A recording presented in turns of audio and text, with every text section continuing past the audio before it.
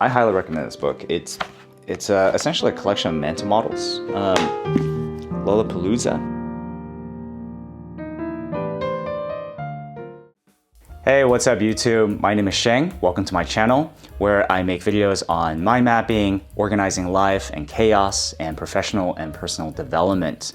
Today, I want to share with you one of my top tools for ramping up the learning curve of any new topic. This is the Q&A or question and answer mind map that I think quite a few of you have actually requested in one of my previous videos. So in this video, we're going to cover what is a Q&A mind map, how does it help you learn, and how do you use it, right? Using an example. So let's dive into it. So there is a big difference between meaning and words, right? So actually understanding the meaning of something or true knowledge is understanding what happens versus words, which is basically facts and figures.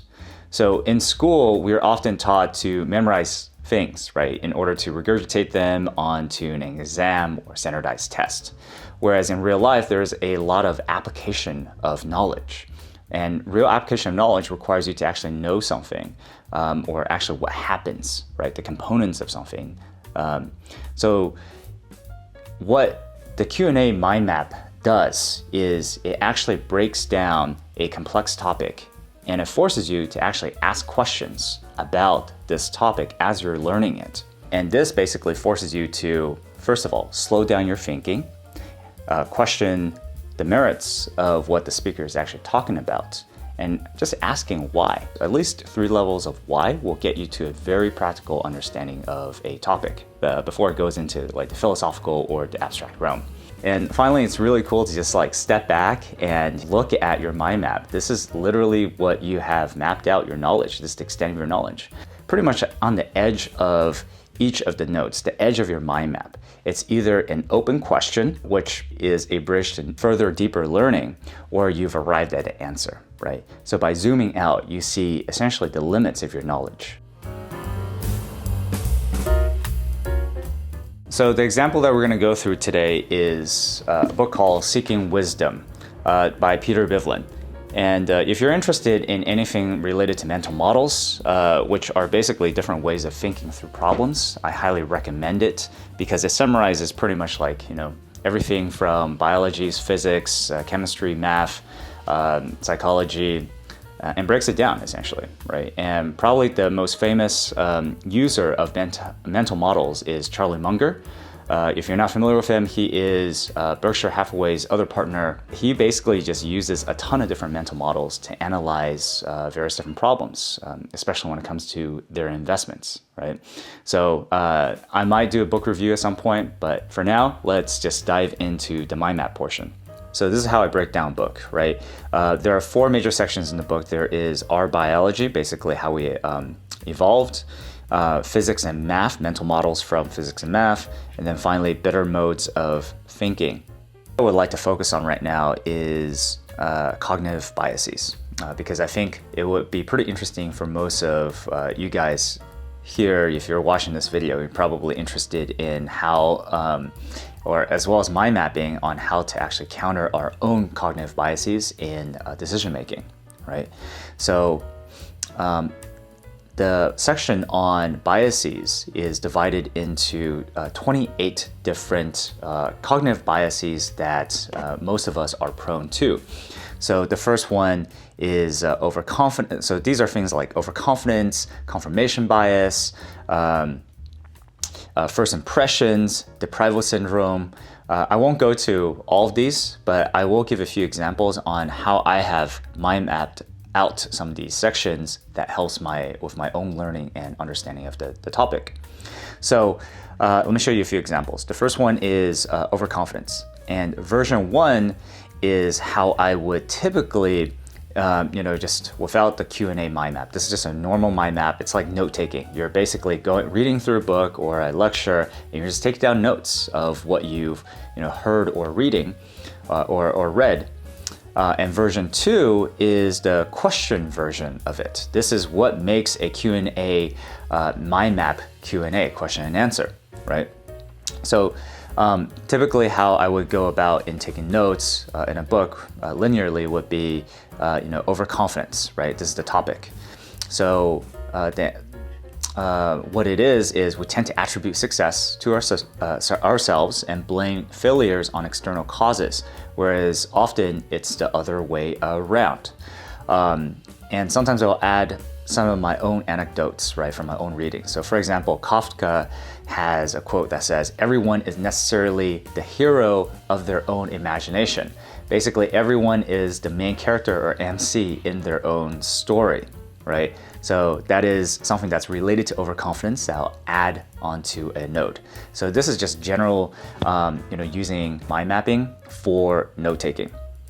And then related to overconfidence syndrome is the man with the hammer syndrome, which is the more we know about a particular topic, the less we're willing to use other ideas and tools. One of the ways that we can deal with it is to develop a diverse toolkit of mental models, mindsets, and different perspectives. All right, so this part is, the standard way of taking notes using a mind map. And here is, the question and answer version of that, which is, I'm asking the first question is, what's overconfidence, right? So the answer that's given by the book is here. And then I'll tie the Kafka quote to the same thing, just like before, right? Let me just zoom out a little bit so you can actually see both of these like side by side. And then I'll ask a secondary question, which is, what is man with hammer syndrome, right? And then I'm given the answer here. And this is a pretty satisfactory answer. So I'll stop at this particular node. And then related to that is, the follow-up question naturally would be, okay, well, now we know the syndrome, how do we actually deal with it? What's the solution, right? So I have a question node in the middle between this answer and this question here. So already you've got essentially 3 levels of questioning. You've got, what's overconfidence, which is answered by this lane here, this node, and then a follow-up question of what is this, man with hammer syndrome, and why is it related to it? And then finally, how do we deal with this with a, diverse toolkit of mental models, mindsets, and perspectives, right? So right here, you've got 3 levels of questioning, and hopefully that will help you understand. All right, let's go on to the next one, which is first impressions. So first impressions itself is also a bias of sorts, right? Because whenever we see, someone, let's say, pretty attractive and stuff, we start attributing different qualities to them that they may or may not actually have. That is part of the first impressions bias. So, instead of note taking, I would say, okay, right, don't let personal qualities bias your judgment. Persuasion and charm doesn't equate to knowledge. And this is Charlie Munger's criteria to actually evaluating a person during an interview or a meeting, right? All right, so this is how I would list it. But the more active version of it, the questioning version of this is, what's the problem with first impressions? So we already know that this whole chapter is about, like confirmation or biases, cognitive biases. So there are obviously problems with the way that we think typically. So I'm just stating it here. What's the problem with first impressions? Because sometimes first impressions don't necessarily have to be bad. They're just our quick thinking way of judging somebody.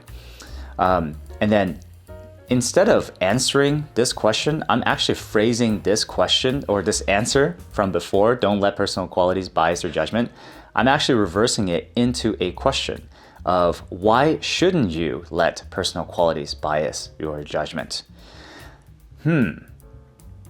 Right? So pause for a second. Like, what's the problem with first impressions? Why shouldn't you let personal qualities bias your judgment? And then finally, I'll actually answer using because persuasion and charm doesn't equate knowledge.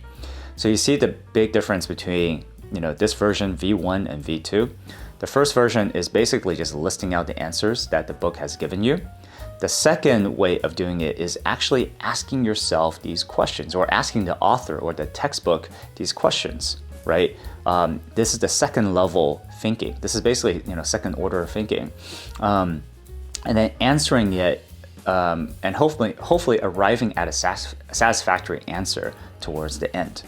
And then finally, we've got another example, deprival syndrome. Okay, so this one's a little bit longer. Let's just maybe blast through it. What it is we value higher something that's more vulnerable to be taken away. For example, like freedom, status, reputation, and money. This is the basis of insurance. This is why insurance is able to sell, right? Because we value something that we are potentially going to lose rather than something to be gained. So deprival syndrome. All right, I'm gonna skip over the rest of this, but so you can kind of like see what the difference is. So, all right, the V2 version is what's the deprival syndrome? So this node answers that question, right? And then on top of that, I will actually ask myself sometimes, okay, what are some of the personal examples? What are some examples I can draw in from either my own knowledge or life experience? And since I read a lot of Stoicism philosophy, one of the things that Seneca, one of the Stoic philosophers, actually advocate is self-imposed hardship. Like once a year, go out, I don't know, for me it's like snow camping, right? Which is literally just backpacking through the snow in winter in a mountain. I'm not bringing a lot of gear. I'm literally just like, eating very basic stuff. I'm cold, I'm not in a comfortable ambient temperature. And this is something, I'm imposing these constraints, this discomfort upon myself so that once I return to civilization, I no longer fear the modern conveniences being taken away, right? So that's a personal example that makes this learning a bit more real. All right, so I won't bore you with too many of these examples because I think you kind of get the idea of, essentially listing it out in a passive way, which is just facts and words that you are just basically copying from a book, versus turning them into questions, different levels of questions to really test your understanding and rephrase them in the way that makes sense for you. But yeah, I mean, I've done this for pretty much like a ton of different things in this book or in any kind of different topics that I'm just jumping into brand new. Right? So this is another thing with backwards thinking or inverted problem solving. I often will bring in examples from like my own experiences like Google or product and stuff like that. So that's in a nutshell how the Q&A mind map works. It's basically breaking down complex topics and turning them into questions so that you can turn the knowledge into your own by answering them or applying your own experiences and stories. So yeah, hopefully that was helpful. Let me know if you have any questions in the comments below. Otherwise, I'll see you next time in part 2.